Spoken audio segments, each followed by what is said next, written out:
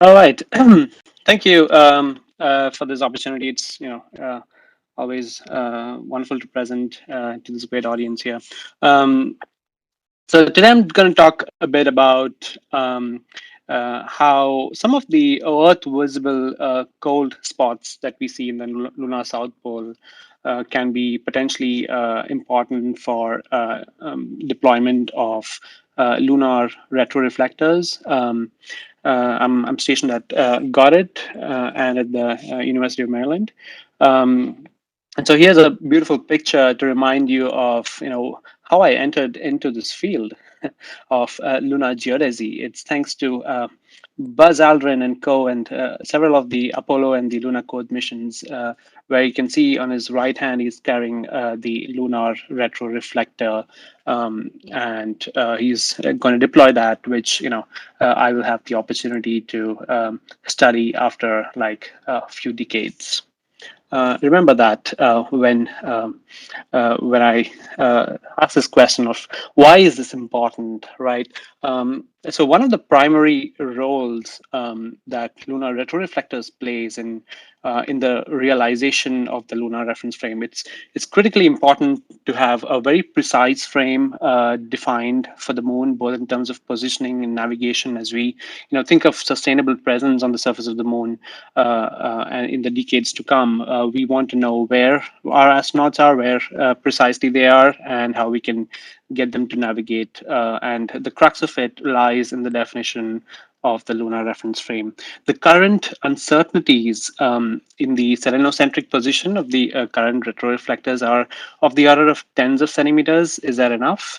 It's good to start with, but we should think about not what we have right now as a result of 5 decades of data that we accumulated over since Apollo, but what we are planning to go ahead. So a long-term thinking is important, and it's also reflecting some of the excuse me, the recommendations from the Artemis science definition team's report on the importance of geodetic monitoring capabilities, particularly from Earth-based laser ranging, or even to provide the monitoring capabilities in terms of geodesy.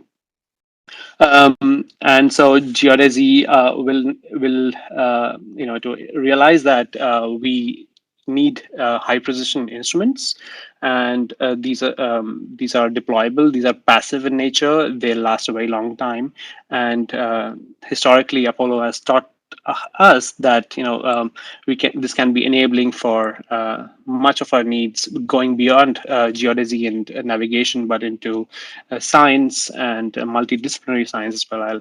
I'll touch upon. So one of the things, I mean, I'm emphasizing this, but I'm also echoing the thoughts of some of the colleagues from Earth Science and Earth Geodesy, in particular, from this white paper here.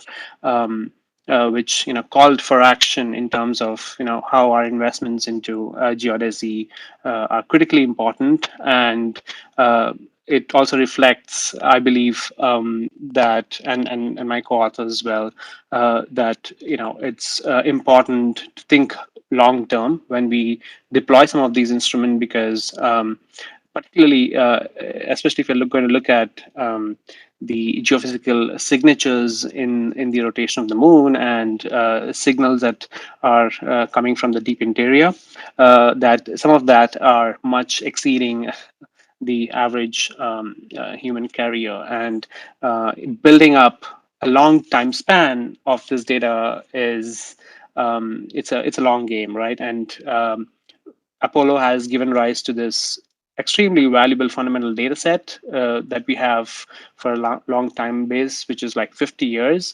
But if we can add on to that without breaking that temporal baseline that we have built, it will be critical to also unravel some of the deeper signatures from the interior of the moon, which may not always show up in gravity field, as we saw for the case of the inner moon, inner solid inner core for the moon.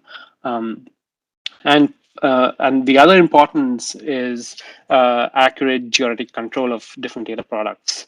And I want to call out the success of the lunar reconnaissance orbiters, the LOLA instrument. Recently, we were able to, the team was able to bounce off laser pulses to the surface reflectors on the moon, the Apollo ones. And this, we believe, will definitely provide some valuable information on tying these two different data sets, particularly because the reflectors are coming from a slightly different frame of reference, which is realized through lunar ephemeridis and the LLR data analysis, whereas the lunar products that are coming out from LRO are in a different frame. And so we want to tie these products, understand the differences, and really put together all these data set, enabling intercomparison, etc. And this was one of the findings of the Artemis science definition team report. So just echoing the thoughts here.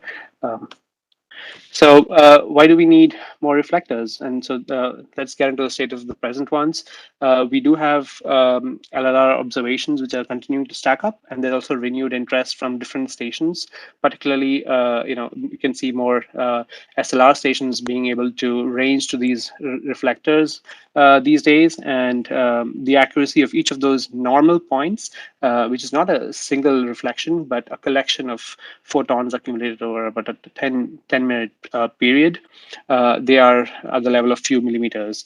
But what we really want to is to go to that single shot precision. And for that, we need new reflectors, which are single corner cubes, because the current ones, the array design, it goes down to a few centimeters. And the reason for that being, we don't essentially know which of the corner cubes in the array the reflection is coming from.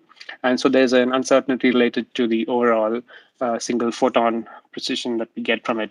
And it can be accentuated by, let's say, the tilt of the array, which results in a slight pulse spreading. And these are the real data you can see from on the right, both in the station in Grass by Kurd et al. In 2017 and Murphy from the Apollo station in New Mexico. And we also have concerns really questions on the degradation of the quality of reflection on these retroreflectors from dust. And we do have experiments that attempted to try to see if we have dust deposition with time. And so, placing new pristine reflectors will contribute to that study, just like we have the comparison for the orbital and the surface reflectors. And again, some really nice images which laid the foundation for some of the science that came out from lunar laser ranging. So South Pole, there are a couple of missions. We all know that we are planning to go from different agencies, and we know for sure that I think there's I believe, Wikipedia page of the Luna 25 shows that retroreflectors will be carried to the South Pole, but the timing sometime in 2023, but we don't know for sure. There's no official news on that, I believe.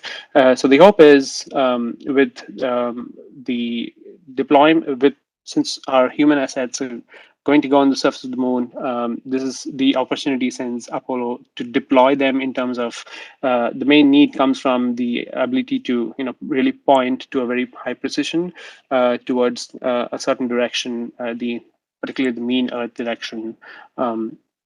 And what makes it better, and why particularly the lunar South Pole is of interest, is because some of that cold region that we have identified, and several of the colleagues have identified here, is it has these low temperature zones. I'm not talking about PSRs in general, but all these small sites which also have these sufficiently cold, but are also Earth visible, because we want to have line of sight to conduct these measurements. So that's the general outline, and we also try to look at and the benefit is that as compared to the Apollo retroreflectors, we will not have thermal expansion from them, which is one of the impeding factors which kind of modulate that signal when we talk about millimeter level geology. And yeah, this is one of the plots, but I think tomorrow Erwan Mazaiko will try to show some of you that more better plots on the Earth visibility. So this is an example that I showed. If you This is Malapert, one of the candidate sites, and I've really highlighted some of the very high visibility Earth regions which are also sufficiently cold, and so you can see all these different spots and which are sufficiently high to get to place retroreflectors. And there's more in terms of what we can see from dynamical signatures from a lunar solid inner core. All these signatures from the interior kind of tilts the axis of the moon, and what we hope to achieve is that we can measure the dynamics of the solid inner core because of influence from gravitational torques, and by how much is it's really a few degrees. And adding a south pole reflector will really contribute to decorrelating that effects with tidal and the orientation to decouple them and get a better um, strength on the geodetic control.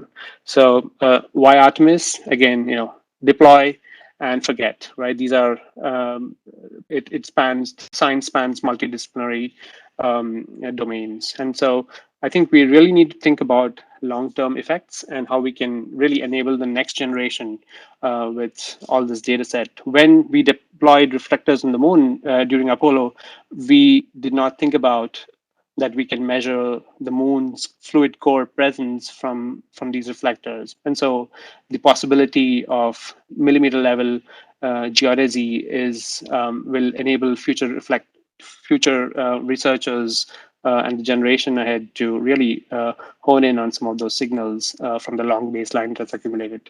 With that, I'll stop and I'll take questions. Thank you.